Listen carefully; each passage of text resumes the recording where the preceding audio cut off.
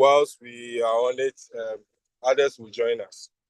So once again, we thank you and welcome you all to the Rastafari Reason.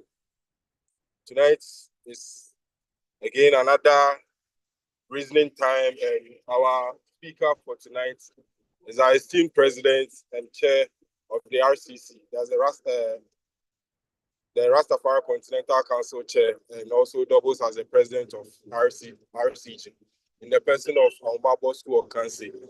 We popularly call Daddy B or Daddy Bosco. He will be dealing with the topic, the RCG Constitution. And so without saying much, I'll invite Daddy B to lead the conversation. I thank you all. But before he does that, I want to remind us that the purpose of the Rastafari Reasoning is to discuss, consult, and act together in focused exchanges of ideas, thoughts, views, knowledge, to comment on specific problems, and air considered views on courses of action to best follow in dealing with the world. To help us come to terms with history, politics, economics, education, and etc. So we don't repeat past errors as Rastafari. And instead of always trying to catch up with the world, the Rastafari Reasoning seeks to stimulate creative thinking. With that being said, I'll hereby invite Daddy B to lead the conversation. Thank you all. Greetings. My Lord, Daddy B, please. Greetings. Greetings, Daddy B. Rastafari greetings, my Lord. So, give thanks for this opportunity to reason about the works of Rastafari, particularly to do with the Constitution of the Rastafari Council of Ghana.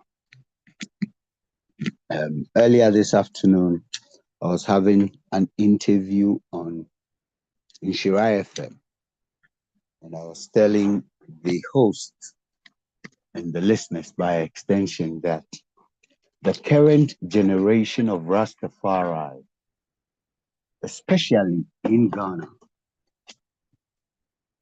is a pioneering generation.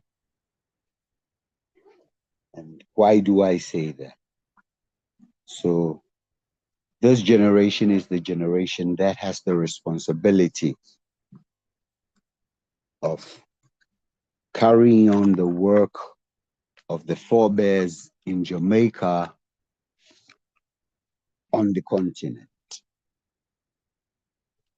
So on the island in Jamaica, there's the first generation of elders, Percival Howell, etc., coming through to the likes of Mortimer Plano. And so this current generation of Dr. Jalani and Miguel Lon and co have a blueprint to work off.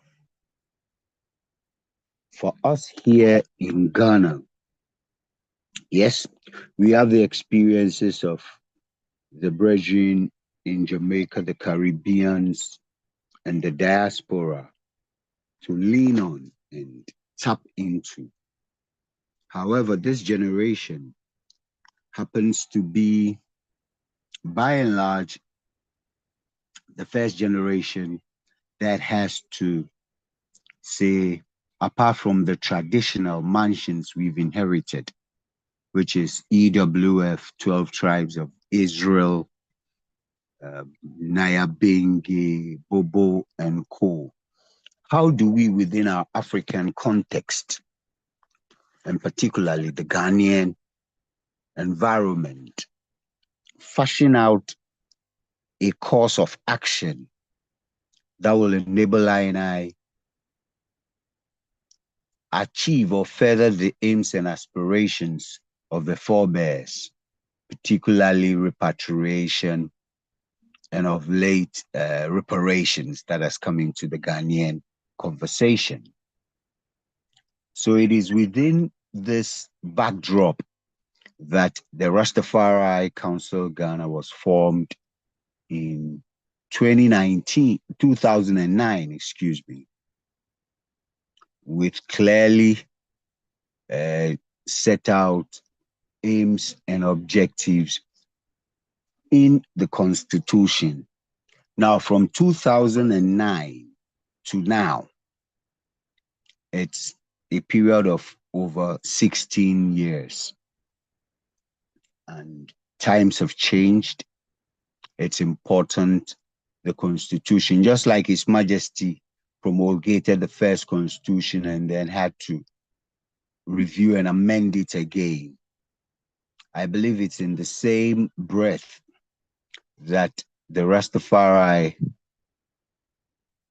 Council Ghana's Constitution needs to be reviewed.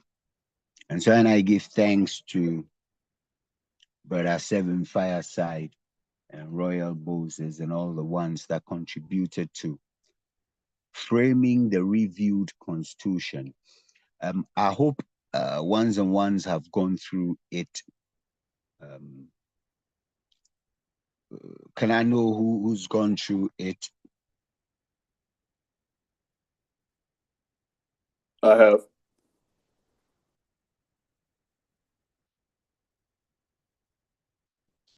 I mean, apart from Seven Fireside and what you call it, Royal.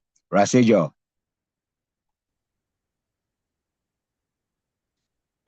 I have no. Sorry, my lord. I don't have a copy. I'm not privy to that yet. Oh, Royal, please, can you upload it? But I believe ones and ones have gone through the, what you call it, the current one. Good evening. Yeah, my lord, I'll share it right out. Yes, Give my lord. thanks. I think I should have even reminded you or asked you about it, because then it will make the conversation more meaningful. You see me? My lord, But sorry, please, that question again. I was saying that I should have asked you earlier Yes. if you had shared it for ones and ones to, you know, familiarize themselves with what it is. Yes, we have shared it earlier on the platform, but I'm not sure once saved it. So I'll share it again on the platform right now. Okay, please do. So for the current Constitution as we have it, it clearly states the aims and objectives and other principles, etc. The current one, or the proposed one, also does a few things, or is largely like the, what you call it, current one. Basically, it's been reformatted and reordered, and the article numberings, I think it's one extra article, or no, two extra articles that have been added to the proposed one.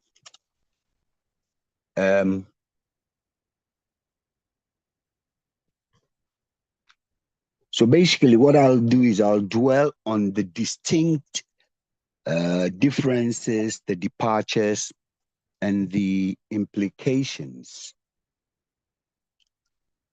And then, yeah, basically that's what I'll do, and then we'll have a conversation.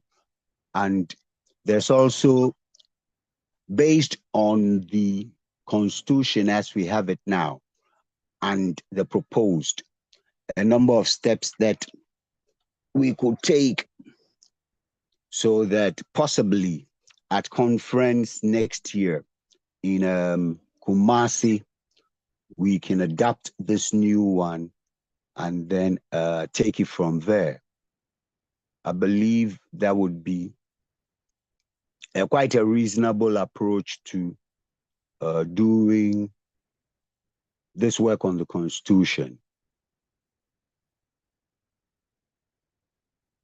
Now, having said that, I'd also like to, before I go into the meat of what I'm going to say, applaud the team once again for the work they've done, particularly on the Constitution because there's a certain depth that has been added to it. And I believe in the course of my presentation, it would be clear.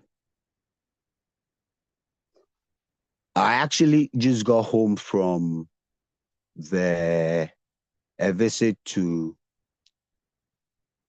African Star, and the 76-year-old man is real excited to be in Ghana at this time because he says if he looks at the news or he watches the news and sees the developments going on in the West, he's glad to be here in Africa. Because for him, he believes that just like the saying goes, 10,000 careless Ethiopians shall be caught up in Babylon. So, once again, greetings and welcome. And I'll look at the current constitution. I believe everybody's gone through it largely. And then I'm hoping that in the course of this conversation, ones and ones can glean the proposed one, and then we can either set a date for inputs after ones and ones have looked at it comprehensively, and then we can agree on what we'll present to conference next year. Like I said, the current one is more a Ghana-focused one. It sets out, the scope, governance, etc. And the preamble looks at effecting unity, solidarity, and development in Africa, and then envisions representation to government, and then the Rastafari community. It sets out the name, aims, objectives, scope, headquarters, eligibility. And one of the key points of departure is with regards to the eligibility, where officers must represent Rastafari groups, be council members, and hold an account with the Black Star Line Cooperative Credit Union. At the time of writing this constitution, the credit union was in operation. And then it also mentions the need to be non-partisan. Once you're affiliated to a party in active service, you cannot hold office if it's conflicting. Then Article 2 looks at membership, and then there's a general assembly, and then the criteria for joining. That's if you're an organization. You have to have a constitution, a certain minimum number of members, and then an account with the credit union and a specific headquarters. And then the application is vetted by the membership committee and the executive committee approves. It also says that the council reserves the right to reject applications. Then there are the fees and dues. Fees are 100 for organizations and then 50 for individuals to register. An annual dues, 100 for organizations and 120 for individuals. Then Article 3 talks about the conventions, elections, and then meetings. And according to this version, it says every 3 years we have on 2nd November a convention where we hold elections. Unfortunately, over the past 16 years of our existence, we haven't held a single election. It also sets out the term limits. So me like this now, I'm like a Mugabe. I've been here forever. And we need to look at these things. Article 4 talks about the committees, that's the commissions, the various standing committees and commissions, the executive, then we have the banking, membership, education, publicity, information, fundraising, etc. One of the significant changes proposed in the new one is the replacement of the banking and fundraising with the economic commission. And when I get to that one, I'll talk about what are the significant differences. The current constitution also defines roles for executive positions. However, the new one, the proposed one, goes into some more elaborate details. Article 5 talks about impeachment. Article 6, the various commissions. Article 7, the observance of the holy days. And it proposes that the council coordinates the Rastafari feast days and significant commemorations. That is Ethiopian Christmas, Adjua Victory Day, which we mark with the conference, Empress Menen's birthday, which the Women's Commission from time to time observes. And then July 23rd is Majesty's birthday and Coronation Day, etc. Article 8 talks about amendment, and it lays out how amendments should be done. With the proposed constitution, it also sets out a simple process to amend. The current one requires a 2/3 majority of the General Council vote to amend. The proposed one looks at it differently, and I think, gives the Executive Council that power to amend the Constitution. And then it closes with the bylaws, which is the order of business, and it lays it out how order of business has to be conducted. With the proposed one, it establishes the council as a Pan-African international list body aligned with the Rastafari Continental Council to advance unity, liberation, repatriation, and African development. And it defines the objectives, principles, the symbols, scope, membership, leadership, the governance structures and procedures for elections, meetings, and amendments. With the preamble and the objective, this new, the proposed one is clear. It affirms allegiance to Haile Selassie I, His Imperial Majesty, and a commitment to African liberation, repatriation, and Pan-African solidarity. It front loads this. In the other one, it's in the current one, it's should I say quite silent. However, in this one, it puts it there in the preamble.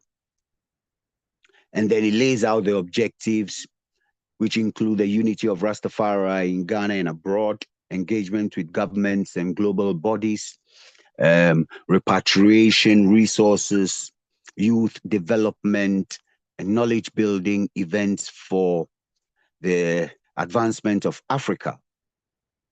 Then it deals with principles and symbols. It states the core principles, the Pan-African orientation, a proactive engagement, and then collective responsibility. And then a leadership that is, both practical and experienced, grounded in knowledge. And then another significant thing is in the scope, it mentions the council as a branch of the Rastafari Continental Council, and that it's operating within Ghana and on continental and international platforms. To membership and leadership, it's open to all Rastafari, affirming Haile Selassie's Imperial Majesty Kedemawi and contributing to collective goals. So that leadership is drawn from mansions, individuals, etc. Whereas in the current one, it seems it's more mansion oriented. Article 1 details the General Assembly composition, the organizational membership criteria, similar to the first one, registration with the appropriate authorities, a constitution, a minimum of 25 members, a Ghana-based headquarters, and then it maintains the joining fees. For me, I think the joining fees and the monthly dues are things we need to look at. And then it also sets the conventions, affirms the 2nd November for a triennial convention. It also stipulates that the Electoral Commission should have a chair, deputy secretary to govern the elections, which should be by secret ballot and a simple majority to determine who occupies what office. It also states the term limit is 3-year terms, 2 consecutive terms, possible a 1-year extension in time of crisis. And then it talks about the meetings and quorums, affirming again, as in the current one, that there should be at least 36 meetings for every triennial season. That is 33 meetings for 3 years, and at least an executive meeting before the general meeting. And then it goes to Article 3, where it talks about the committees and commissions.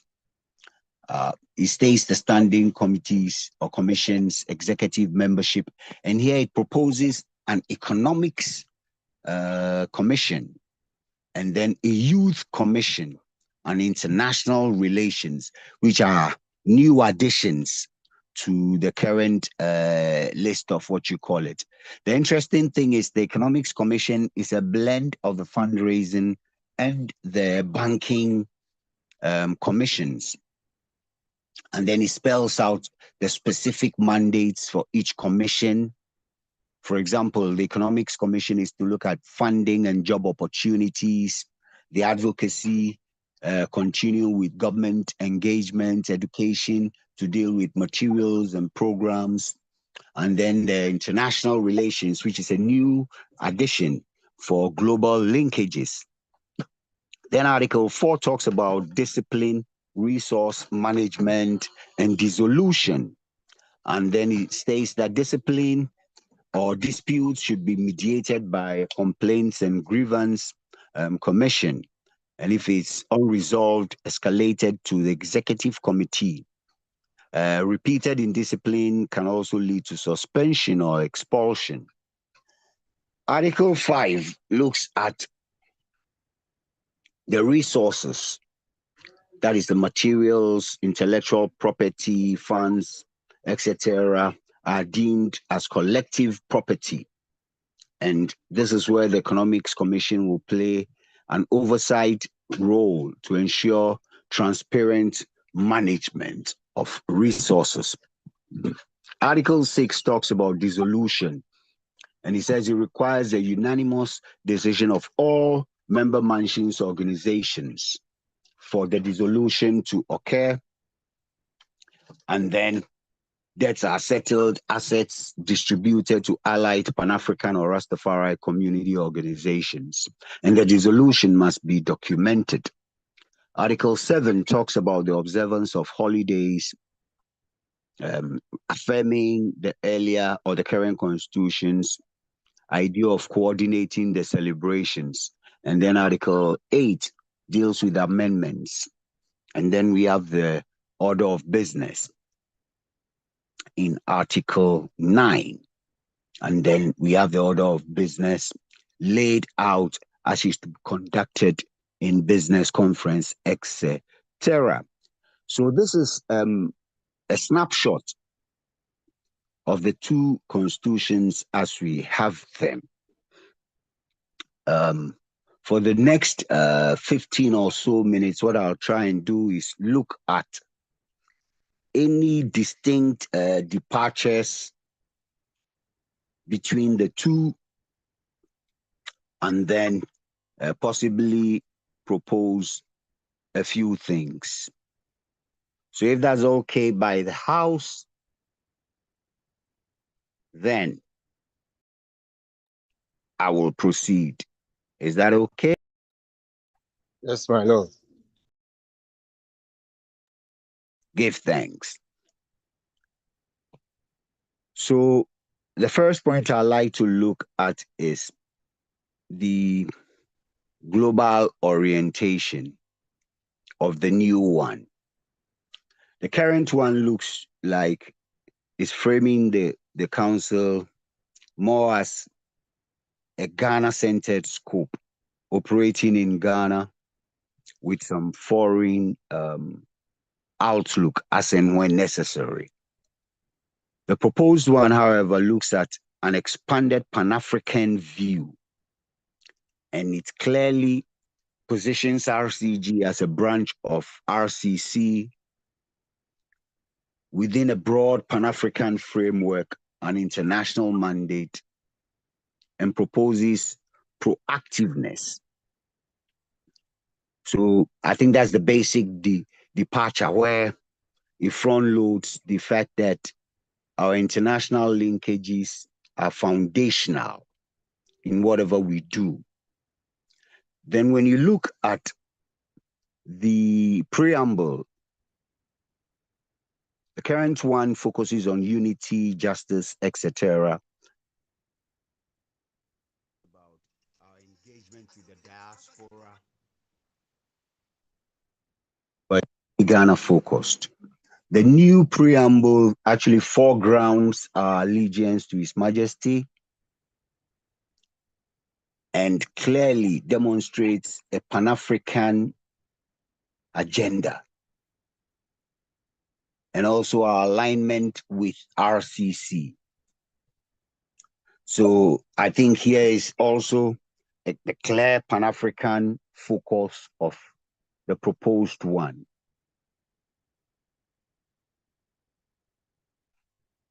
When it comes to membership and leadership, our current constitution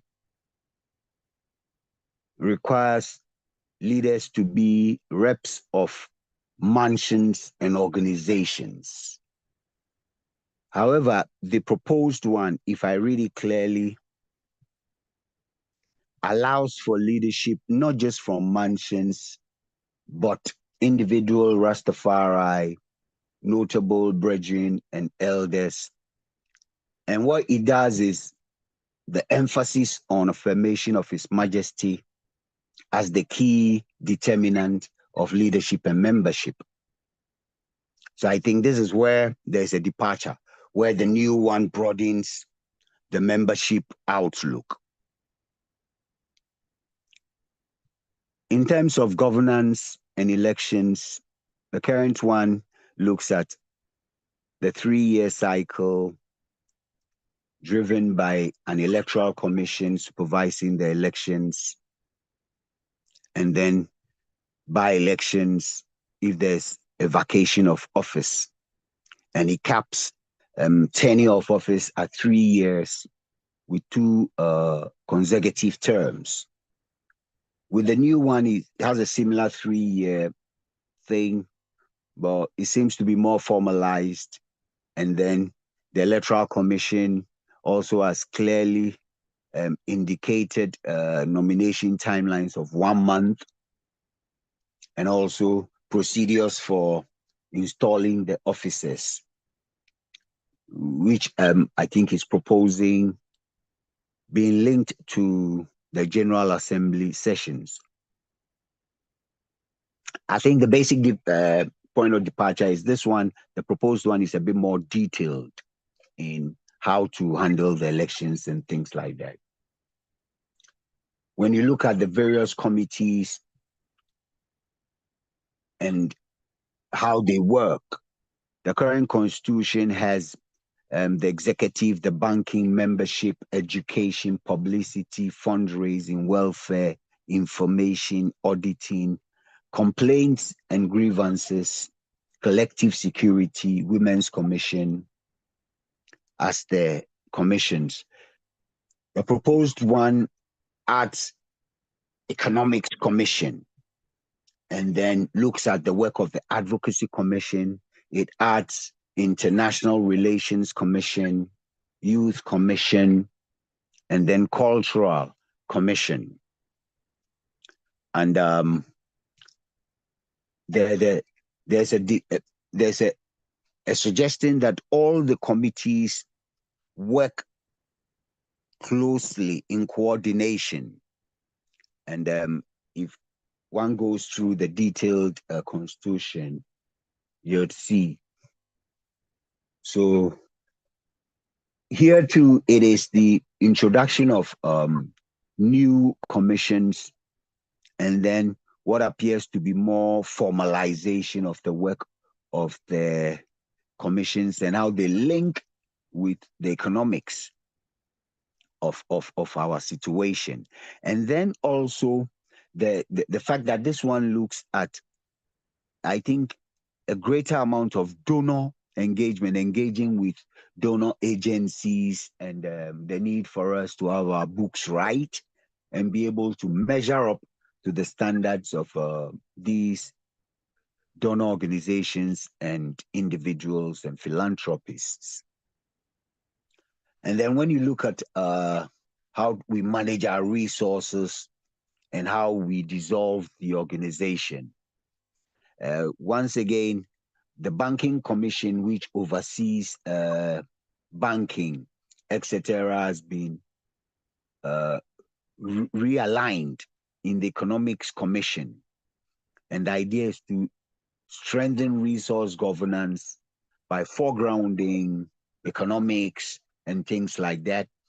And also, the key role the Economics Commission has to play in, as it were, providing job opportunities or unearthing these job opportunities. I think one or two last things I like to talk about these differences or points of departure are amendments and bylaws, where the current constitution requires 2/3 majority of a general council vote to amend. The proposed, proposed amendments suggest that a written proposal to the executive committee and then 2/3 approval will then allow for the amendment, and then it should be published basically. I think it's in the procedural language, let me put it that way, that you can see some subtle differences, because this one is proposing the proposed constitution is laying more, or is suggesting more formalized ways through the executive committee. And then the last area that there seems to be some form of departure or something is in the area of conflict resolution and discipline. The current constitution says or proposes impeachment for unbecoming behavior. And then the process is the Complaints and Grievances Committee handles the case, and then it escalates to the Executive Committee. And then if there's a ground for sanction, which could be expulsion or suspension, then it's dealt with. With the proposed constitution, discipline and conflict resolution has like a clear way to be addressed with the Complaints and Grievances Committee or Commission dealing with it, and then it's moving to the, Executive Committee. I think the most significant difference is that the proposed constitution allows for a more, because it's looking at governance comprehensively, it allows for discipline and governance matters to be dealt with in I believe a proper manner. So, beloved brethren and sistren, these are some of the, what you call it, points of departure, if I may say so, between the current constitution and the one we're operating with, which I'll say has not been used by and large. I think we've picked bits and pieces of the current one and used it, and the proposed one should not go through the same, how should I say, you should not go through the same process. Give thanks. So let me take a pause here, and then beloved brethren and sistren can engage, give thanks. Royal. Yes, my Lord, give thanks. We give thanks for that presentation, bringing to light the content of the old and the proposed or the current constitution we are seeking to work with. At this stage, we'll be happy if any. We are inviting the conversation. We are inviting ones to join the conversation now. Questions, comments. One thing I also observe, if I'm allowed to say, that is the fact that the old constitution, as I observed, didn't factor in the role of the administrator. And I noticed the new one factors in, adds the administrator to the team of executive members. And so that is one observation I made. But I know I see that the current one is grounded, have some relationship with, or focus just lies on a Pan-African Rastafari orientation. That's how I see it. That it seeks to give a Pan-African identity to the works of Rastafari, as we are doing here in Ghana. Yeah, that's the little point I wanted to make. You mean the proposed one?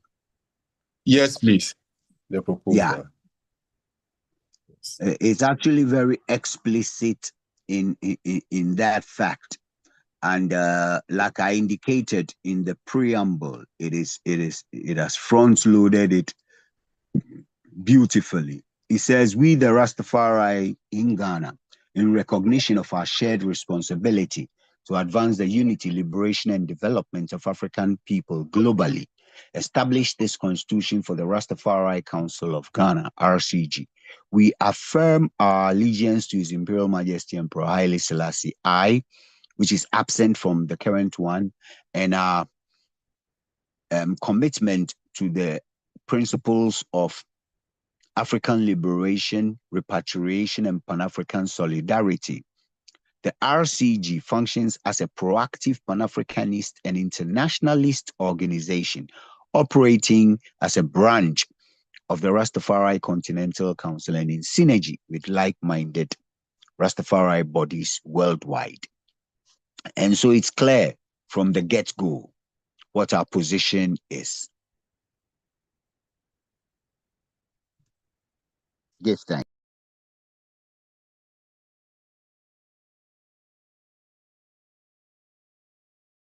Yeah, give thanks, my Lord. Please, any comments, questions?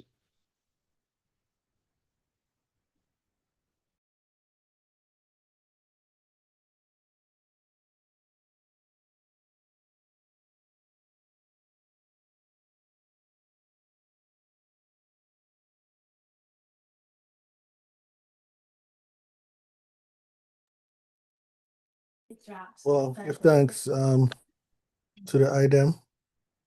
Give thanks for each and every one. I just want to say give thanks to the item for first of all, putting forward the Constitution, and secondly, revising it to make sure that it is in line with the time. So, whilst I've not seen it yet, I'm looking forward to checking it out. But I think it's a positive step, and also in the right direction. So, give thanks to all who sat down and put pen or computer and worked on this.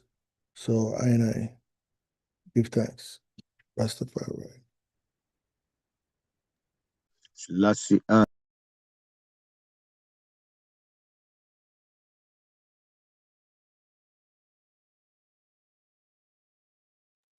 So much. if I may, Go yeah, ahead. come No, please go through. ahead. No, finish your point. Oh, I was just going to elaborate on the Economics Commission. Like I said, that is an addition to the lineup of what you call it, of commissions, and its mandate is clear: to facilitate job opportunities and guarantee financial stability for RCG projects, ensuring funds never obstruct progress. And one of the exciting things is create a database of funding sources and engage in fundraising, economic ventures, marketing, and grant writing. And this is quite significant because it means if this commission is able to execute its mandate, it will be like a game changer for the council. Give thanks.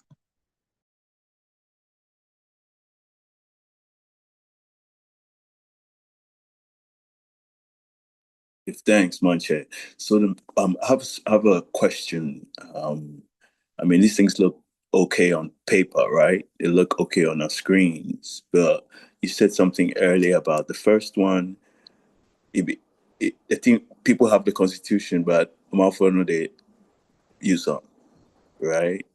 So what we go to do with this time, we go use some, because maybe we have to address that. What makes it possible for the organization to have a constitution and it's not being used, right? If it's it's a stance, so to speak, right, where people feel they can function without this thing, then we have to look at it and address urgently too. If this should mean anything, and then also I'd love very much to learn from your insights.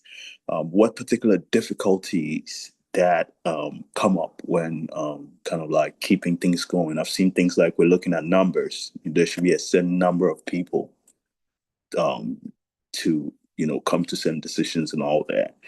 Looking at the manpower availability thing, I think say maybe if you have anything you want to say about it, do those numbers have to be fixed?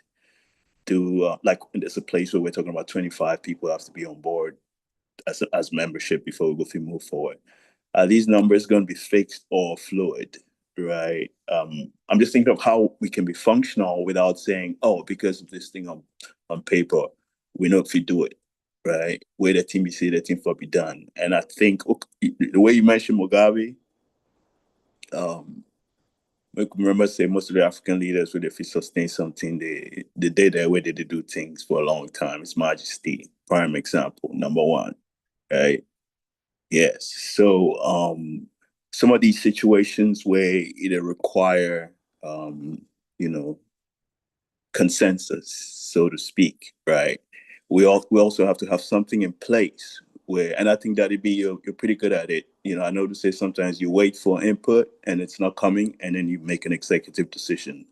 We need to be oriented that way because maybe not everyone is feeling the urgency of the situation. You know, so we need moments where, yes, we can have all these things in place, but you can call some shots because you know, the buck stops there, and if things are not okay, it's your burden, you know. And one little thing too that tripped me up a little bit was I noticed there were some conflicts online. You know, people using abusive language and things like that, and all I noticed was what people were telling people to calm down and things like that, which to me sounds like there's no structure, right? For someone to feel it was okay to keep, you know, stepping out of line in terms of language, right?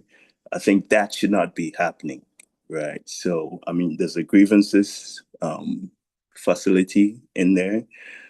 I think it has to be addressed, and I think maybe it wouldn't take too much for people to be to understand that these are no-go areas, and if anyone starts that, this is what happens. It should be very clear, you know, because it affects how the body works together. You know, so I was just thinking that I mean, I was thinking of you when I was reading some of those things, and I was like, what is keeping Daddy B from, you know, sanctioning someone? You know, I know you're patient, measured leader, you know, but I think that um, the cost of tolerating those things sometimes outweigh the the value of the patience that we have for it. Am I making any sense?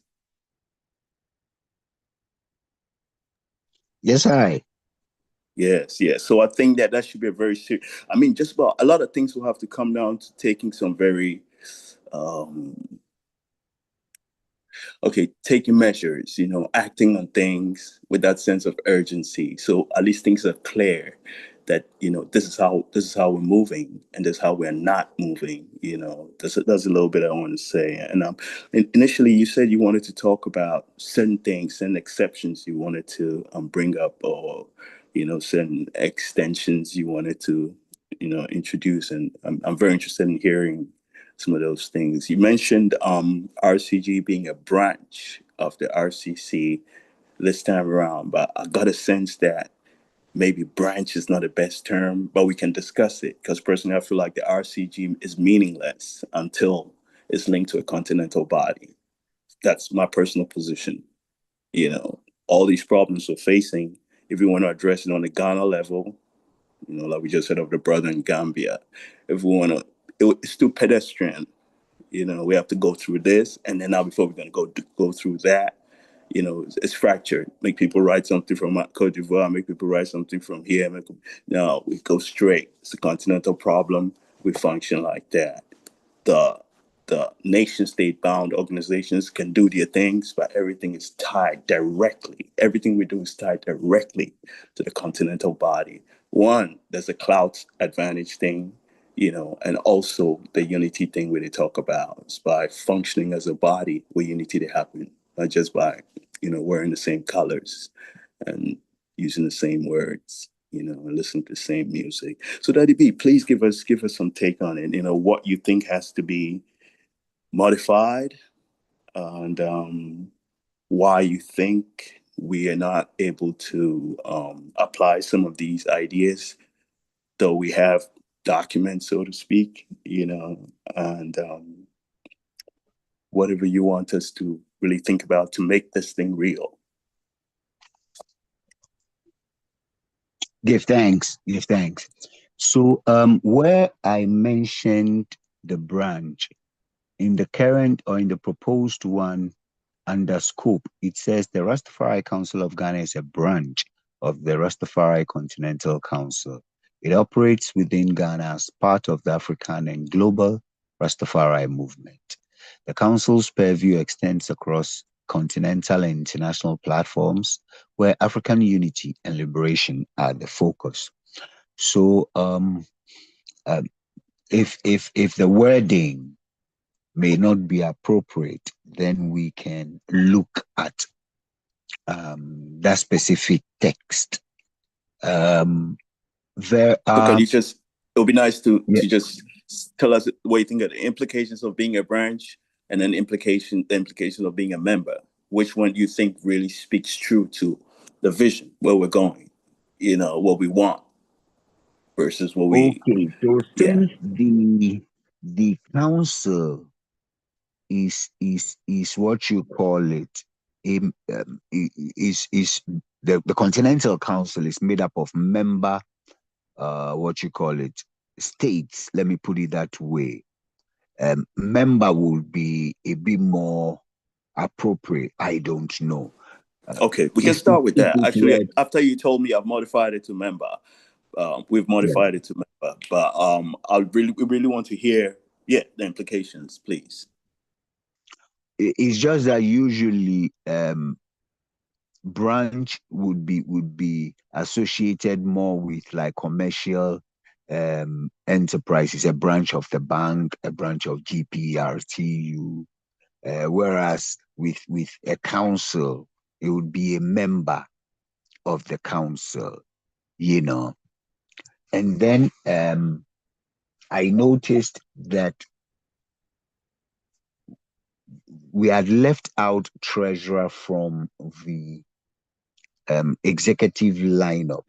So maybe we would have to clarify whether the financial secretary would be playing the treasurer role, or we would clearly distinguish the treasurer. However, let me come to the earlier question you asked about why the constitution is not used. And I believe there should be an open discussion amongst us. However, from my point of view,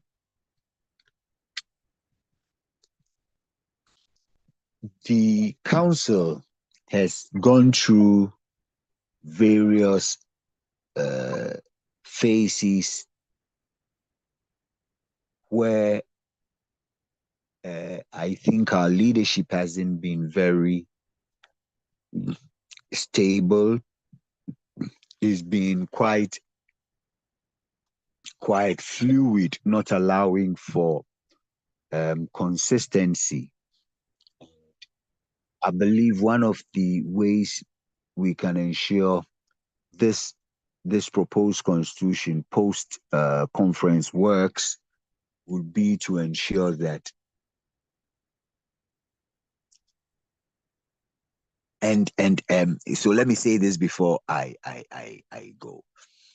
You see, we have Bridging and Sistering, who I believe can deal with the work, but they may not be in Accra. And so I believe we will have to look at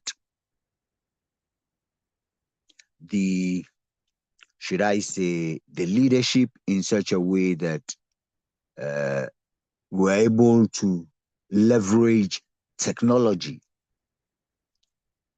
to do the work, so that distances should not be like an obstacle. And then we get, for example, let me say this. When Mauli was in Accra and he wasn't on campus at Winneba, he was boots on the ground. Before that, Royal Kofi Asante was boots on the ground, very effective in Accra. But once he had to relocate to Techiman, it kind of affected our momentum a bit. So these are my initial observations on how come the Constitution did not, or was not used, or is not being used. I may be wrong. The floor is open. Give thanks. Quick one. Is it very difficult or too difficult to tell someone to, I don't want to put it nicely, to shut up if they're using abusive language? You put it diplomatically. You can tell them straight up, to look, these are the consequences, and if you do it again, you're out, whether it's suspension or whatever? Is it very difficult? And yeah, tell us No. something It's not about that. difficult at all. It's not Okay. difficult at all.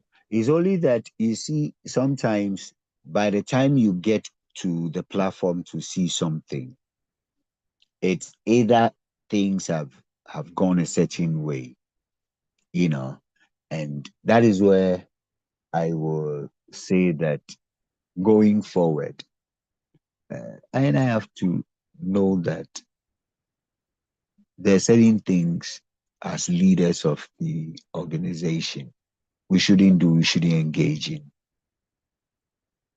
We shouldn't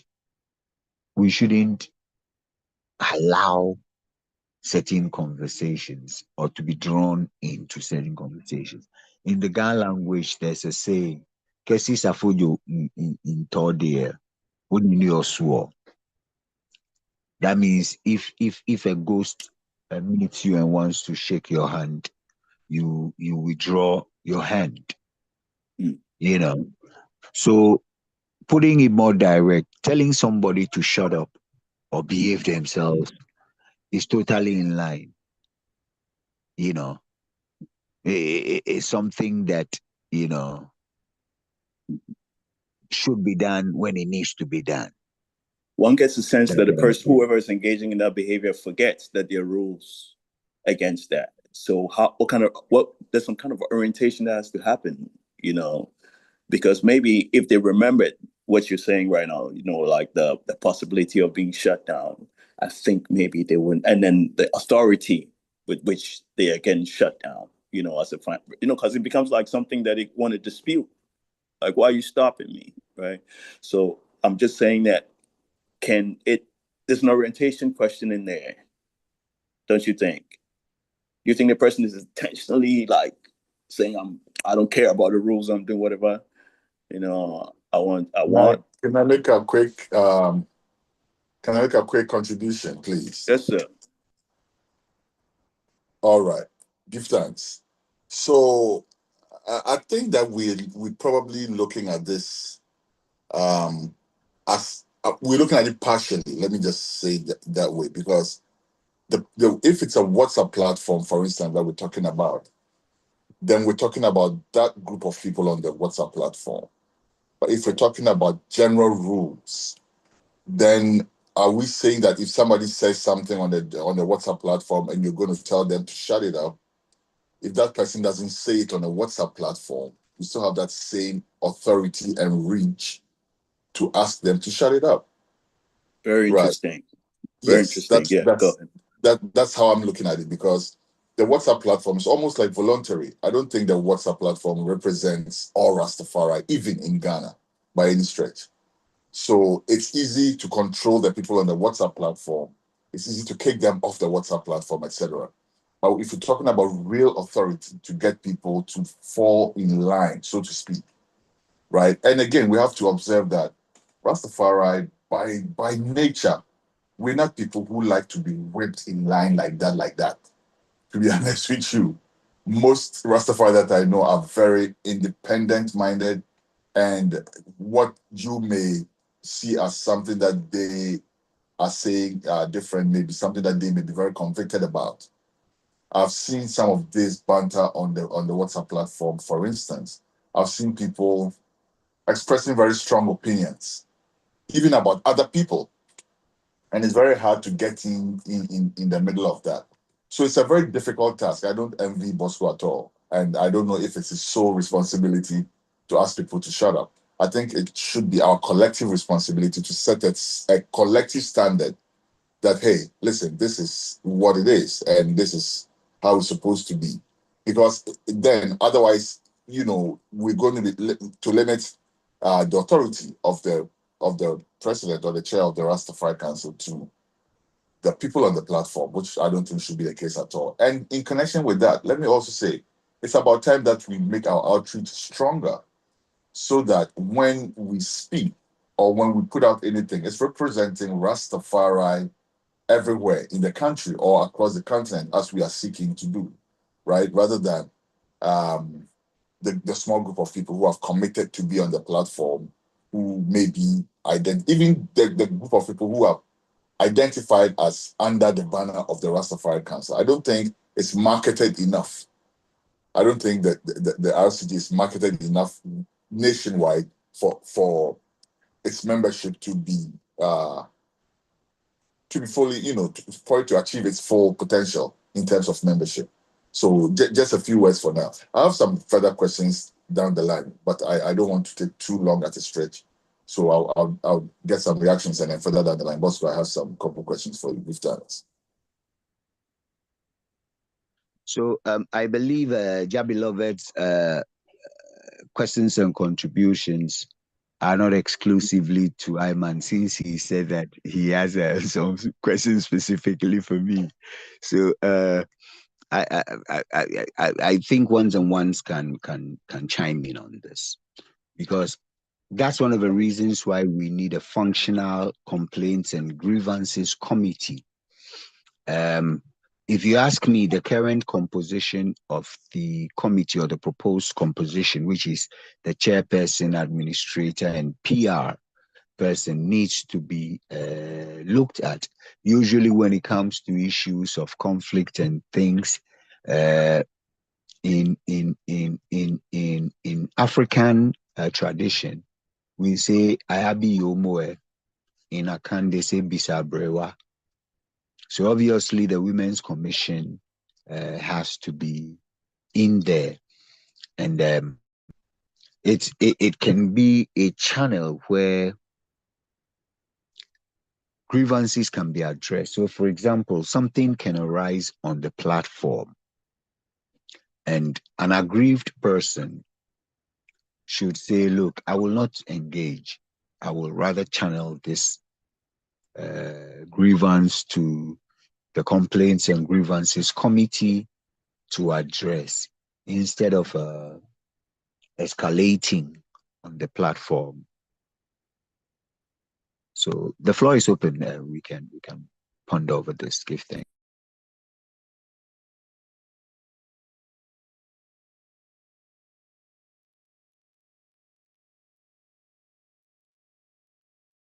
Again, if I may quickly, I think that strengthening the pillars, right, that holds up the RCG itself, strengthening those pillars is what's going to make it function well. Because first of all, for anybody to want to be part of anything, there should be an attracting factor, right? So even as Rastafari, is it every Rastafari that wants to be part of the Rastafari Council, first of all? Okay, and then what are the benefits of being in that council? All of that. So all that considered, then you see that, do you lose something if sanctions are applied against you? Because if you're a part of something where you really don't lose anything if someone says, hey, shut up, or what? So there should be, to me, those things should be strengthened. It should be, for instance, all the things that we keep talking about every day, right? The cooperatives, all these things, if they're all in place, functioning properly, we know that, oh, this is something to be, I'm part of, even if I'm not benefiting from it, as in I'm drawing any income or whatever from it, I'm actually part of building something. So I have my signature on that. And that's, to most of the people that I know are part of this thing, is enough remuneration, right? So if you are going to be kicked out of that team of excellent people working on this thing and leaving a mark, you don't want that, right? You would like to sit up and do what you do. But if it's kind of like loose, and I also, like I say, I don't envy Bosco. I don't envy you at all, because again, we're also coming from, even though it's a Rastafari Council, we all know that there are some little differences here and there and stuff like that. And some of these frictions arise out of that. So then you, as the, moderator, so to speak, how do you handle that? Because you're dealing with people who have slightly different nuances when it comes to ideology and philosophy and all these things about their particular mansions. And then there is a kind of, I can name a very common one, diet, for instance, or liberty still, the food we eat and everything. right? If for instance, two brethren or sistren or a brethren and a sistren are clashing over something like that, it becomes a very sore point. It becomes something that you cannot easily deal with. And this is where I go back to something that Bosco said about the Bisabrewa. The Abrewa committee should be there, right? Among I think we can identify some individuals, elders, that collectively we all see as, oh, wait there. You know what I'm saying? So if you have a committee of that nature, it's kind of like our own little council of state kind of thing, whereby if your matter comes, it doesn't have to pass through even the executive all the time, right? But there's a council which is eminent.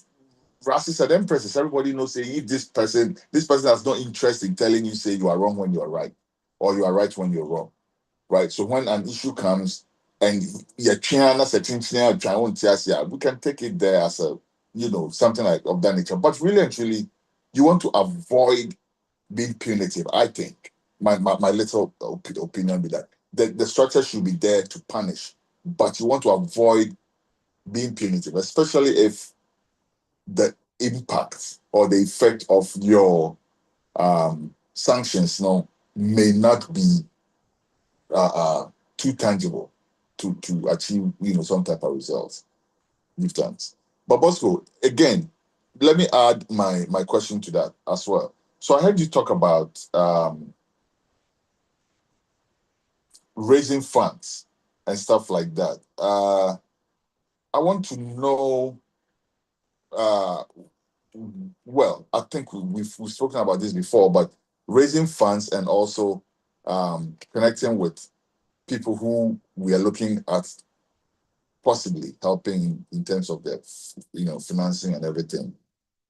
I'm very sure that we are factored into the whole thing, the fact that we would not love to be subservient to any such organization in whatsoever form, right? Because we all know that if someone starts pulling out money, sometimes, not all the time, we know there are philanthropic organizations who may easily, give you something without anything, any mad interest over there and stuff like that. But I hope that we have considered that, because even just the association could become problematic sometimes. Absolutely. You're making a very important point. Yeah. If that's. Yes. So it means, as a matter of principle, you know where you go, right? So I believe what you call it, Jabeloved is suggesting is that possibly in the mandate for the Economics Commission, we be explicit, that we be clear on the source of funding, so that our financiers should not have objectives that are contrary to our principles and values. Or yes, the funds should not be towards any activities that would be contrary to our principles and values, because there's quite some money available for whatever you want to do. And so if we are guided by a cardinal principle that this is the line we will not cross to get funding to do A, B, C, D, maybe it can be considered and then added to the mandate of the Economics Commission. Definitely. I think that's crucial. Yeah. I wanted to mention the suggestion that we consider adding a council of elders to the governance structure of the council. That's exactly what I was getting at, Bosco, with the eminent elders that I was talking about. That's exactly what I'm getting. I think it's a very good point. And that also is in line with our tradition as Africans, right? We show respect to our elders. When something is happening, we ask our elders who have experience, you know. So I think it's in the right place to do that. Sure. Right. So what's necessary to do that? What are the challenges in doing that, Manche? I mean, how difficult is it to set it up? It would be to incorporate it in the proposed constitution that, as part of the governance structure, we have a council of elders made up of maybe a number, and then that it's either their tenure is fixed to the tenure of the executive council, or their tenure could be what you call it, whether a lifetime. I mean, but we could look at those things because there are certain elders who, I mean, until they die, nobody's going to take their wisdom from them and things like that. So we could consider those things. Something that, just as we're talking, came through my mind is the issue of patrons. So recently, the Musicians Union of Ghana, we visited the Gamanche. He's a musician. Jabilove, I bet you there, you know him. Yeah, he's my classmate from primary school. Good. So the union decided to make him our chief patron. So just as we were talking, and we're talking about Council of Elders, I wanted to put it forward so that ones and ones consider the merits and the demerits of having patrons for the Rastafari Council Ghana. It's something I will support very much. And yes, it's something I would support very much, because also it kind of demystifies some of the negative imagery that has been put on Rastafari, right? Because imagine if the Gamanche, or if any chief for that matter, is a patron of the Rastafari Council, if some other, eminent people that we know in the community are patrons of the Rastafari Council, it says something, right? It definitely says something. And sometimes some of the things it will say, it would take us a lot more to say it ourselves. So it's something that I'll definitely endorse as well. And to tell you the truth, these chiefs have high regard for INI. High regard, I'm telling you. And I never stopped telling the story of the first time I met Dotun for the Asante himself. We went to his private residence, shortly after he had become the king. And we were working at Fonton from at the other time with Rastafari, blessed memory, So we went to his home as a team, the whole team, Fonton from TV. We went to go visit. And he came out, started, greeting us, nodded at everybody. And when he got to where me and Kofi were, he stopped. And then he asked us, Namuhuti saying, right? That happened twice. 2 times we visited. Every time he stopped where we were standing and asked, Namuhuti saying. So these people, they have high regard for us. Don't let's lose sight of that. But sometimes we have to make the gesture. We have to step forward and say, hey, this is us, this is our constitution, this is what we want to do. This is Jerry Rawlings was president. He associated with Diana and gave us land, Abby. So it's something that we have to definitely take a look at, for sure.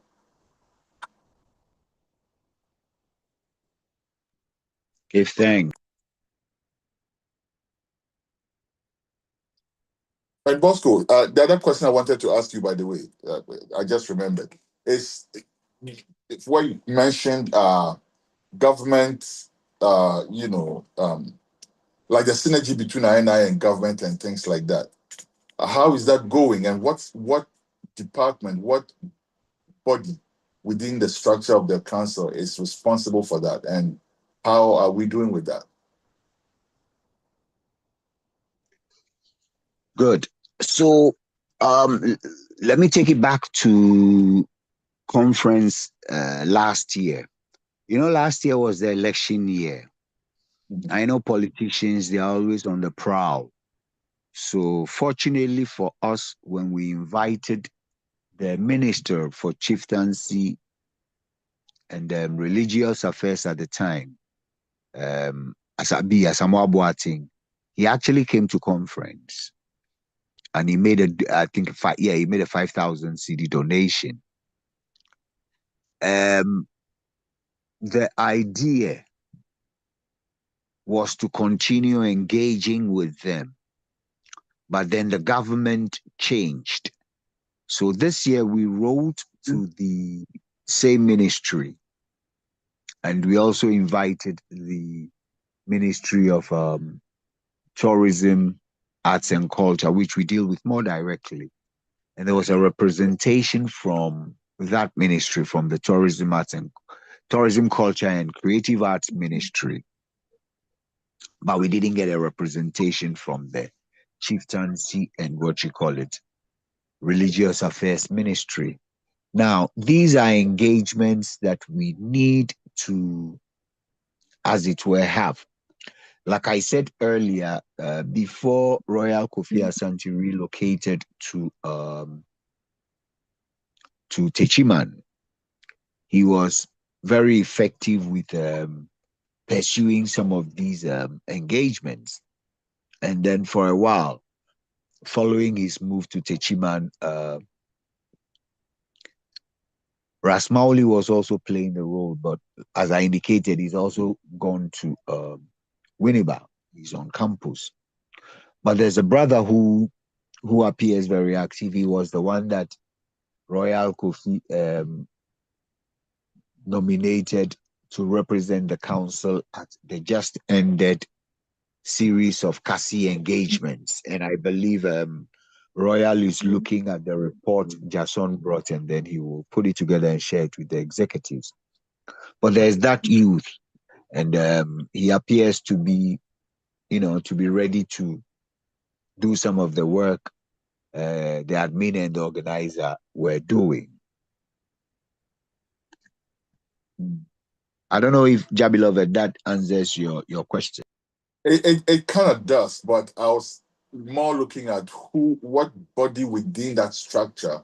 So because when you say we wrote to, who wrote to? Is it the chairman himself wrote to, or is there a commission within that structure that's responsible for government engagement? Excuse me. Because okay, so I currently, think it's one area where we are not very well coordinated. In personal observation, and that's a fact, because as I indicated previously, Royal was in Accra, so it was relatively easier to engage and do some of these legworks of engaging exactly, that's with the them. key word, legwork. But in this time where a lot of the work can be finger work, right? Yeah. You can actually, start looking at that also, because sometimes all you really need to do is to send an email, and that should be like what should be done. I don't know if you agree with me. Yeah, definitely. Definitely. The only thing is that with some of these people, is rather unfortunate. They hardly check their mails. I mean, can you believe my news editor was telling me the other day that he's forgotten his passwords. So his 2 emails, he's not using them. He's using WhatsApp, and for some people. It's a rather unfortunate situation. However, what we will do is we will adopt the multi-pronged approach to engaging with these government institutions to ensure that, for instance, so now we have this letter. What we will do is we will publish the letter and then send a physical copy to the Gambian High Commission in Ghana. So we'll be using a multi-pronged approach. Okay, that still leaves a certain part of my question unanswered, and I hope your next input will just clear that for me, and I'll leave you alone, please. No, bring it on, because maybe it slipped my mind. What's the last question? Okay, so is there a particular commission? If not, can we have a commission that is dedicated to engaging with government and media? Let's combine these two, the government and the media. If you have a commission in the structure which is dedicated to, because here it is, every now and then we are called to something whimsical, something stupid that somebody said in the media that we have to react to. It's always a knee-jerk reaction. If somebody doesn't see it among us and share it and somebody sees it or whatever, that's that, right? Or something major happens and most major bodies are commenting. The president is installed as a new president.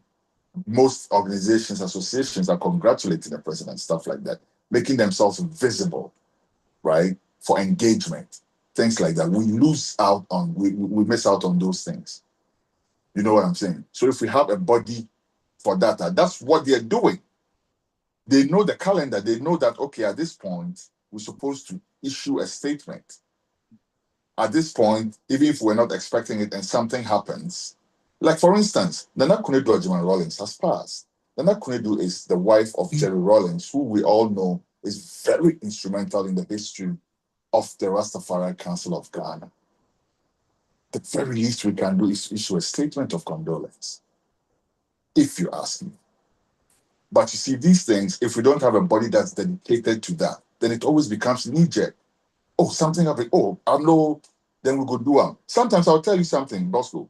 I run a media house myself. Right now, as we speak, we are speaking live on my platform. But sometimes I see statements published by the Rastafari Council. That's news to me, you know.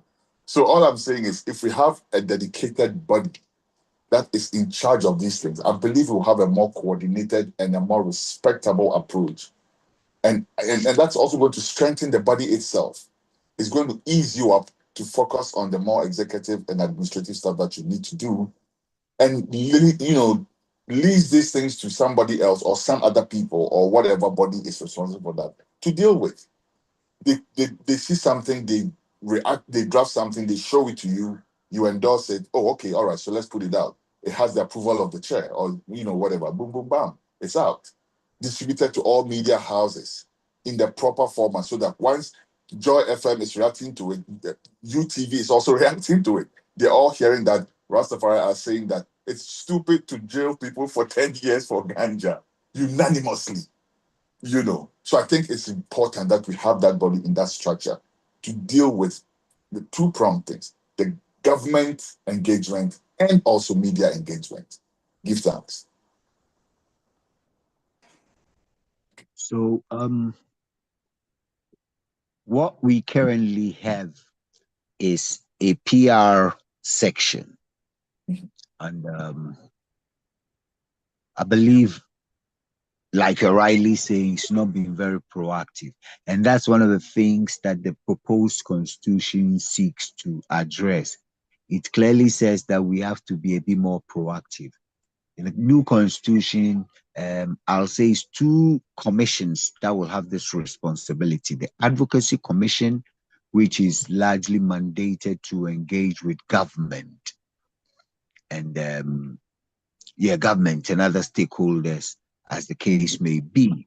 And then the PR Directorate, that's the PR committee, the publicity committee, which is to manage RCG's public image and communications. So they are to collaborate with the Advocacy Commission on public presentations. And that's one of the things that I would humbly like to suggest, that going forward, once you step up that, look, I'm going to do this, even if Mambu lays you into saying, yes, I'll do this. Once you accept that this is what you're going to do, let's ensure that, because if you ask me, the manpower resources we have, if you look at the PR and communications space, I shouldn't be wanting, because Yeah, we I have agree. ones and ones who are on the case. So for me, between now and March next year, when we're gonna have the next conference, some of the things we need to do is fine tune the proposal, take all these suggestions on board, and then look at how we will transition from the current to the new constitution, and then work out the background, how do you call it, documentation, and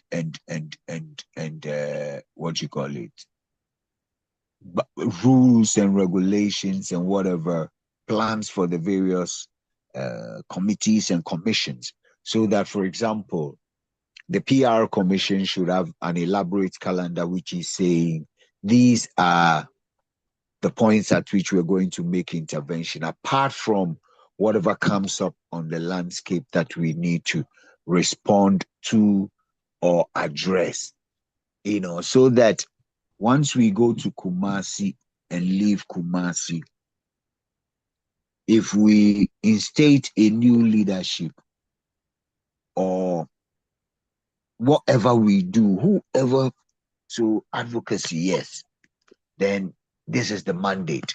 Let me execute it to the best of my ability. PR, it shouldn't be like seat warming, we love the title, but not the responsibility. Manche, Give them. quick one. Yeah. So, much far smaller, think a lot of things will happen between now and then. So what are we doing between now and then? So, like I said earlier, the current constitution, we've been functioning it in bits and pieces. Like like the average Christian, they take the Bible and they pick and choose which parts to work with. Per the current constitution, the amendment proposal, I think that is how I should put it. The amendment procedure is that a proposal be given to the council, and then the amendment is done by 2/3 majority of the general council, and council members can exercise proxy voting. So the general council would be like the how do you say, the conference. Now, beyond that, we could say, how do we want to outdoor or bring this new one into being? Now, what this new constitution proposes by way of amendment is a simple, proposal to the executive committee. They discuss and vote on it, and then 2/3 majority of that committee is clear to pass the amendment. You know what I mean? So my reading of this is that it's a simpler process to do. So it is two things. It is either take all these contributions and suggestions on board, and then reshare the reviewed document based on all these contributions, and then we can have a conversation of that document. Once we do that, then we can say, okay, do we initiate this process, which is the new process of amendment, or what? And these are my thoughts. Give thanks.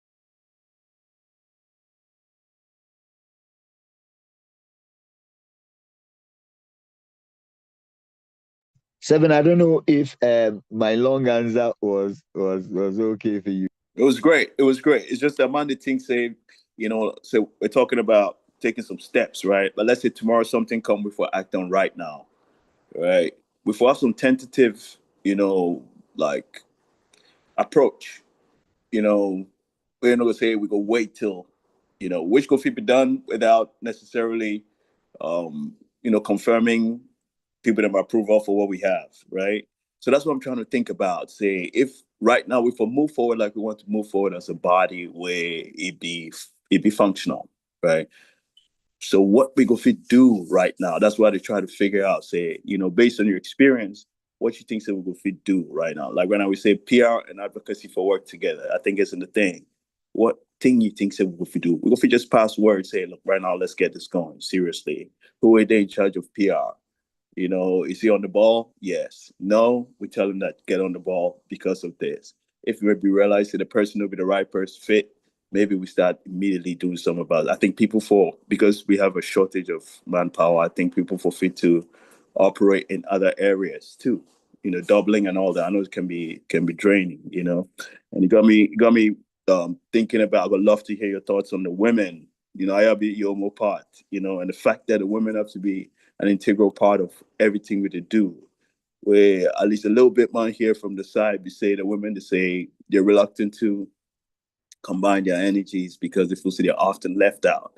And I wonder how that sounds to you, or how that reads from where you sit, because I mean, like you say, if they're on board, the thing becomes meaningful. If not, it's like we're just waiting for something to happen, So Mancha, please tell us what you think about getting the women on board, specific strategies, and then how to get something going, something tentative until March.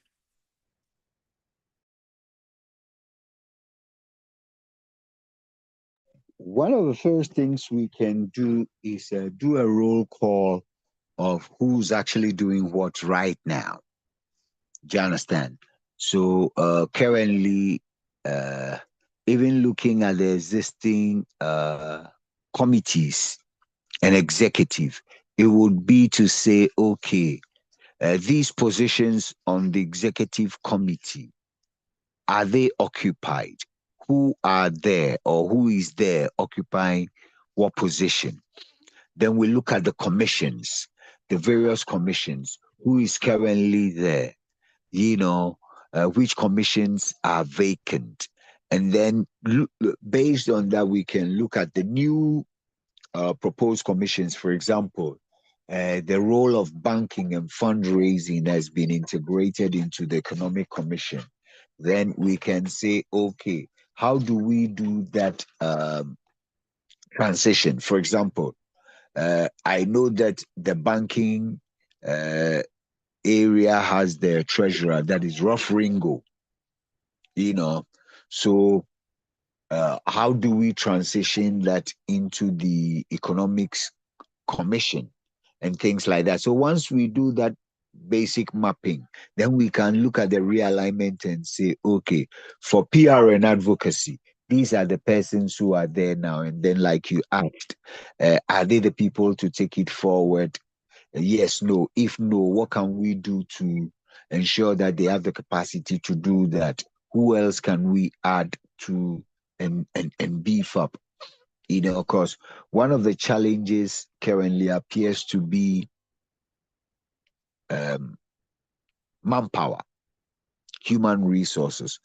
Ones who are ready to volunteer their time and their resources you know. So for me, if you ask me, one of the first steps is for Royal, the administrator, to do this mapping and say, okay, chairman, vice treasurer, PR, this. Okay, we have these people. We do not have these. Then you look at the commissions. Then once we conduct that exercise, I believe we'll be ready to go to the next stage and say, okay, so let's get advocacy and PR to start working. Just like the speed with which we got the letter for the Gambians, I believe the same way by close of day tomorrow, a message for Nana Konedu should be ready. And then we can maintain the momentum and continue. Give thanks. What about our sisters, the women? Yes. So the Women's Commission, led by what you call it, Empress Safi, they've been doing quite some engagements. What I believe strongly is that she's ready to do the work. I believe she's one of the best persons for that role. It would be to strengthen the support, or to, so that even for executive meetings or occasions like this where she cannot be available, we should have a strong representation from the sistering, give thanks. And Bosco, quick one. I would like to also contribute that if we say we're really considering Rastafari, there is a lot of Rastas and empresses who may not be there currently in Ghana, but may be able to handle some of the work so that you don't get overwhelmed. So Ras Kofi doesn't get overwhelmed. Ras Kofi, it looks like we're asking a bit too much of him, because just what you've laid out right now, if we say we're going to leave Ras Kofi alone to do all of that, that's way too much, if you ask me. Right? He has to single-handedly practically scout talent to man the whole structure. So I think No. Listen, Mhm. Jabilove, what I meant is that he can furnish us with the information saying the executives, these are the names we have. These are the comments. These guys are or these ones are functional. These ones are either MI, missing in action, absent without leave, or this thing. So that means these are gaps we need to. And then once we have that information collectively, we can make what you call a recommendation. Okay. Yeah. All right. Okay, that clears it up for me. But all the same, I think that the larger point I was making is that there may be untapped talent, right? Which is that there are a lot of races who may not be in Ghana currently, but may be available to help with some of the work. And some of the work may not be leg work. It may be work that, can be accomplished without being there in the present. I mean, to be physically present and things like that. So I just needed to contribute that as well. Certainly, because we cannot do this if we say we're going to use just home-based talent. The work is too big. And I mean, in certain areas, we need the expertise and capacities of the item in the diaspora. So, and give thanks, technology has made it such that apart from certain times, a physical presence may not be mandatory. You know what I mean? Give thanks.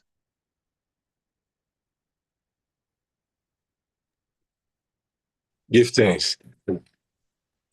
Yes, right. Yeah, we give thanks for the reasoning. Very helpful.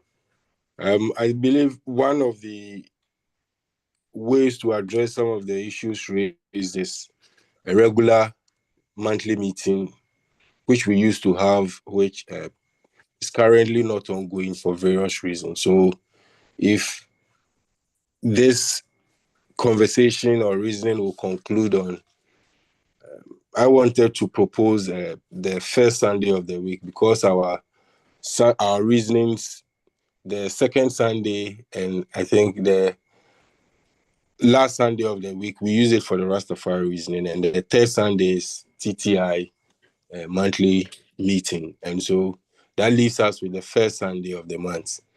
I trust we should be able to continue such conversations on a monthly basis as executive committee or general assembly of RCG. That way, we, at least on monthly basis, we can review our work or reassign duties to people who have not taken up duties. And so, yes, the mention of Jasan, he's one person I'd wanted to, before this meeting, I'd wanted to propose to Daddy B to consider his inclusion into the executive committee, because he currently is that soldier that we can readily call to attend to anything on our behalf. And I believe when he's on the executive platform, he observes and reads the ongoing conversation. He can position himself well to at all times help with the executive work. I also like to say that occasionally I come to Accra, but sometimes the duties that brings me to Accra requires me not to call Daddy B or to alert Daddy B, because I know an RCG duty may sometimes. That is to say, I can plan for some of the things that we used to do, so that maybe on a monthly or regularly, if with the, especially with the issue of government engagement, and because it's one thing that is very necessary. Sometimes the email is good, but even if you send email, you need to do follow-ups. And that also suggests that our work requires us to do constant recruitment, like to look out for youth. Currently, Daddy B connected me with Rastaichi, and he's another person I'm also hoping that he can be on board fully to support with the work. So I think two things: either we focus on individual Rastafari, or initially when I joined the council was more of the mansions that availed their members to function as executive members. Maybe there may be the need to revisit that. Just as Jah Beloved is suggesting, we look for members and executive members abroad, which I think is very laudable. I also think that within the existing mansions, not just the mansions, that organizations that affiliate to RCG, we should look out for some members to come take duties in the executive committee or the other commissions or committees, because I trust the existence of these organizations indicates there are people running such organizations. So if a member or two from each registered or recognized Rastafari mansion organization will contribute some members to the executive body of the council, I think that would limit the pressure on the few and will also help address the manpower need. So in brief, this is what I wanted to contribute to the discussion. Thank you. Give thanks. And so, like we indicated, let's get the list of current executives and current commissions and commissioners. Let's see where we have gaps, and then we can look at populating those gaps. And then, yeah, you can go ahead and have what you call it, Jason on the platform. There's another youth, Adanobi Ras. You remember he was at the I think 2 years ago, Aif organized something. We came to play the bingi there. Yes, please. Yes. So Yeah, that's another youth. I remember the brother. He's also very active in most of our functions. Yeah, I see him almost in every the last conference, all the 2 conferences. So That's he's right. very positive too. So his inclusion will help. Give thanks. So if I may say, by way of going forward, since our time is winding up, I think first thing is to update the document with all these feedback we've gotten. Then second is to get the list of current executives and commissions. And then the third would be to do the alignment and populate these, what you call it. Then we can have like a review session where we look at the updated document and things. Then I believe in that session, we would be in a position to say, okay, let us adapt this based on the amendment procedure as we have it here, and then take it to conference in March.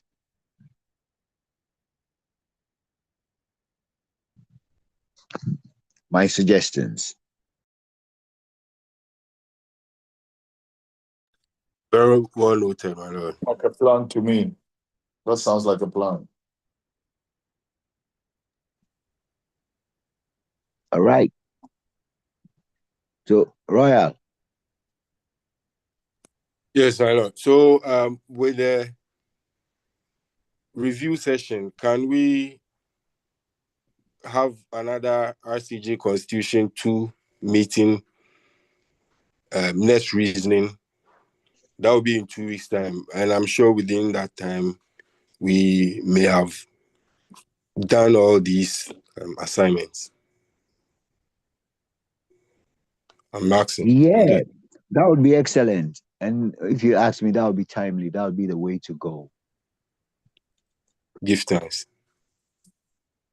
And also, before all this is done, there will still be, as 7 Fireside said, there'll still be things that would need to be attended to, right? So if we can all be on the lookout for things that we may be able to just bring our collective attention to, to deal with together until we have the substantive bodies working on those things. Let's all be vigilant about those things this time. If I may say, Jabilove, you dear, like yesterday, you've been drafted onto the PR thing. Because so far, it's Jamal Com who is supposed to be leading the PR initiative, but it seems it always falls back on Kofi Asante and Seven. So please, if you can quickly hop on board and, so that as things appear on the horizon, we can promptly deal with them. Give thanks. I'll be honored to assist with that, definitely.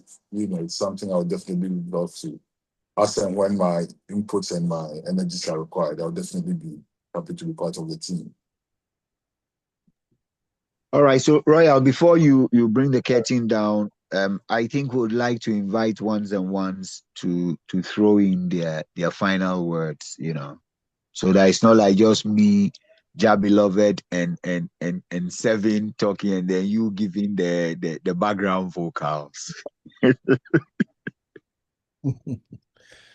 Well, give thanks. I just want to say something regarding the review of the Constitution. I think personally, and also from experience, I think that 2 hours is kind of short for such an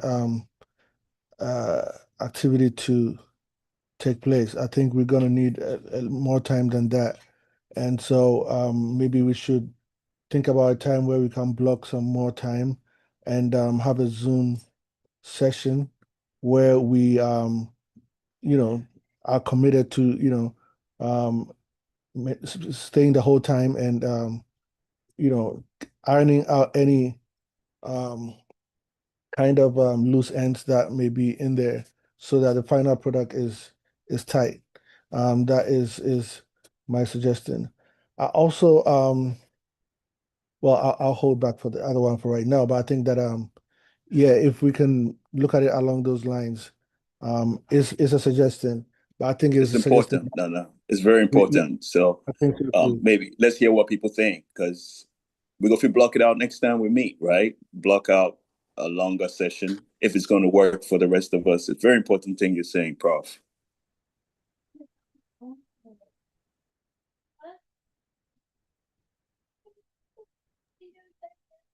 Yes, Ras. So that suggests the next reason will be quite extensive. We'll go beyond our normal 2 hours, as much time as it will take. I gather that is the suggestion on board at the moment. So that the next reasoning will look keenly at the Constitution and give it enough time as Prof is suggesting. Or is the suggestion that we should have a particular session among a few people to really look at the Constitution extensively, or we are suggesting that the next reasoning the next reasoning be the reasoning that we will take a look at the Constitution, but we should extend the time beyond the 2 hour frame. I see clarity. I think that's a great question, but I think that from where I stand, I will lean more towards the first interpretation. That be say, I block a time, which is not necessarily a time of our, bi-weekly or bi-weekly RCG sessions. This is a separate time just devoted to the Constitution, and spend that time looking at that Constitution. And I think that between now and that time, maybe some of the suggestions that have been made today can be put forward in a form of a draft, and then once we meet, we go fit, take each item and look at what the item is asking and also the implications of that particular item, right? And even the practicality, because I like some of the things we're adding here, but at the same time, when I hear like a economics commission, I think it's a great idea. But then also the thing say, wait a minute,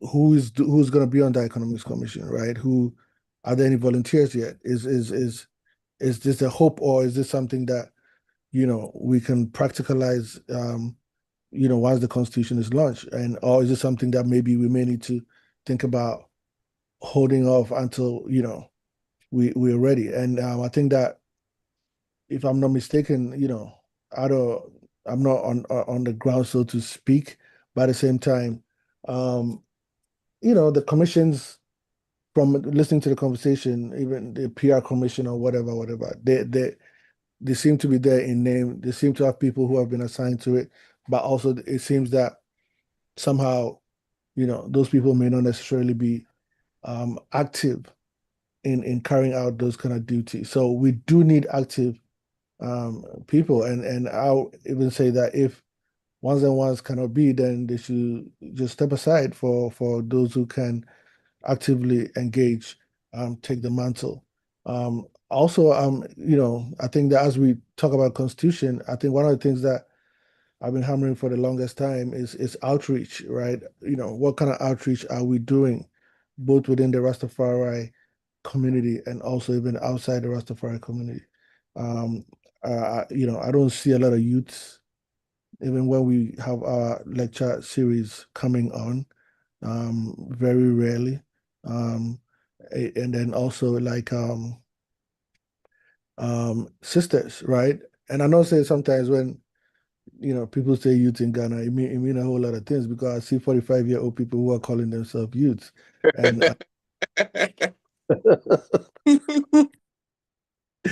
and this is real, right? So, I'm seriously, make we consider that, as a very important part of whatever final constitution we could make. What outreach are we making to the youths in particular? Because if we're not doing that, then there are implications for that as well.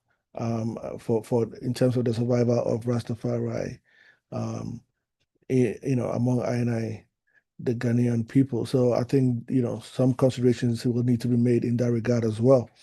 But this is, and I'm sure that other things are going to come up. That's why I think that if we can block at least, I would say maybe 3 hours on a day that will be convenient for ones and ones, and then through Zoom we can all sit down. Maybe that day we just everybody turn up their camera or whatever, ready just to talk, you know, discuss, iron things out, straighten things, making sure that everything that we are putting in there is gonna work both in the short term and long term for our collective benefit. So, those are some things that I think that, yeah, we can think about and also see how we can implement it. Give thanks. Give thanks, Ras. I think this is very laudable, and I heard Seven Fireside also mention that it's good. But I wanted to find out if there is any proposal for time that you want to make, because as urgent as it is, if we can set a date and time at this reasoning, we'll share the notification out and then convene members for the set time so that we can have this reasoning right before the next reasoning.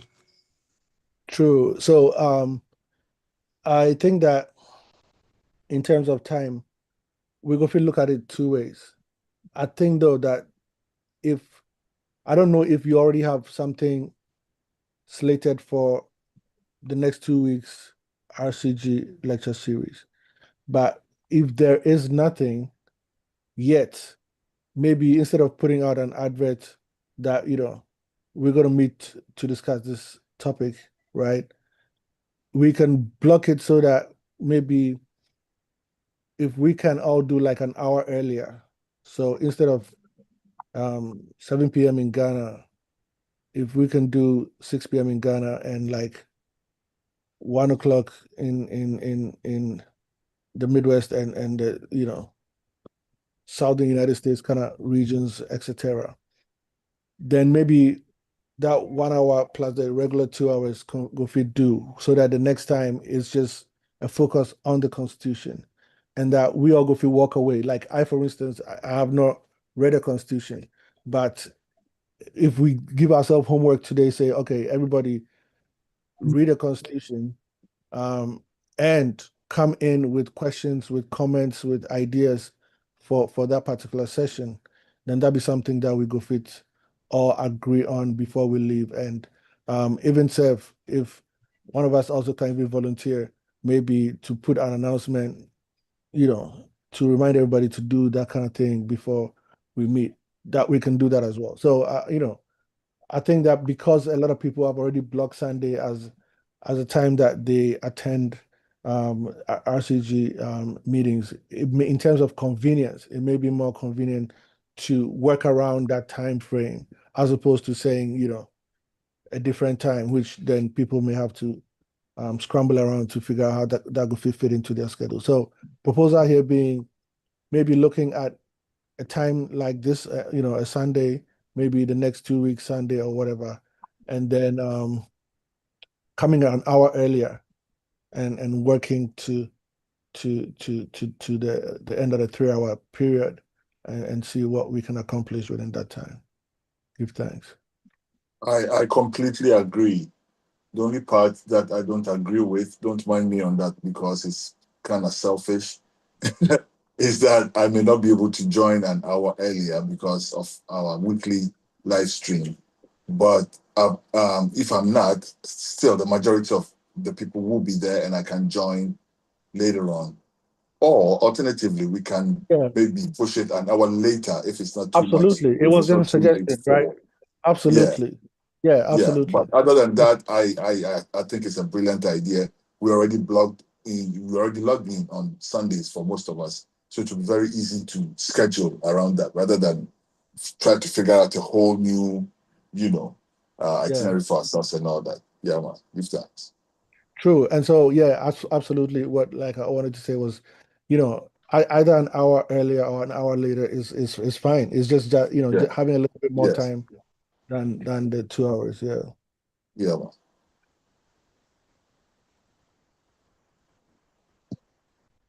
Rastafari. Selassie, hi. Yes, so we give thanks. So if there is no objection, we agree that next reasoning, 7 p.m. to 10 p.m., we'll do a constitutional review and take a look at the reviewed document that will be presented, and also have a look at some of the requests that be made. That is the list of current executives and commissions, and also the need to align and populate the committees. So with that being said, if there are no further inputs, comments, I invite Daddy B to give us his closing remarks. But I would like to find out first, are there any other comments or questions before he does that?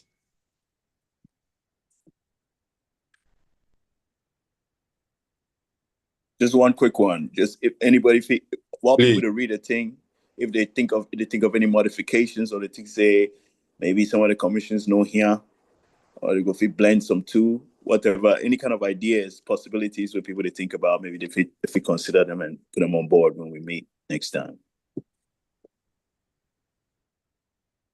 Yes, my lord.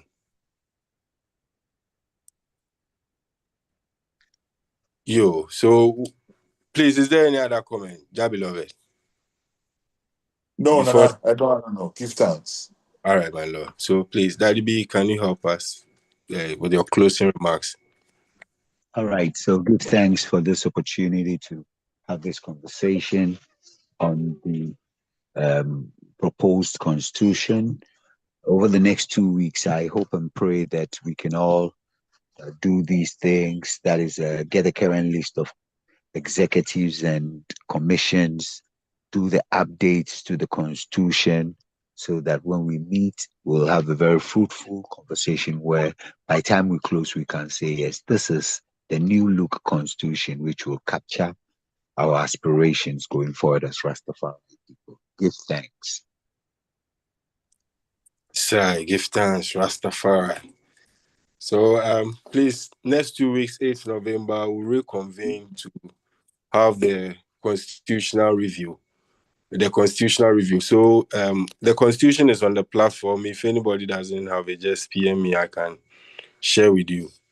With that being said, we give thanks to you all for staying and sharing your wisdom for the reasoning to continue. We hope subsequently, next 2 weeks, we'll reconvene again. Thank you all. Rastafari. Selassie, give thanks.